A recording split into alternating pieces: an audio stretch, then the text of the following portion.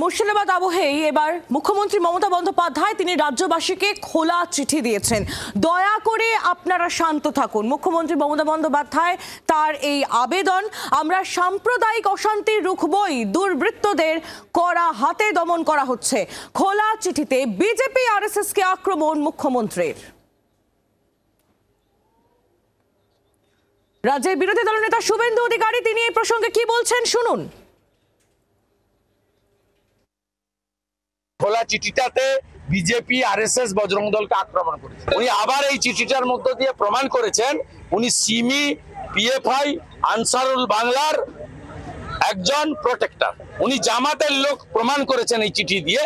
ওখানে একটাও জঙ্গি সংগঠনের নাম নেই, রাষ্ট্রবাদী সামাজিক সংগঠনের নাম আছে, হিন্দু সংগঠনের নাম আছে। আরএসএস এর বিরুদ্ধে বলেছেন, বিজেপির বিরুদ্ধে বলেছেন, বজরং দলের বিরুদ্ধে বলেছেন।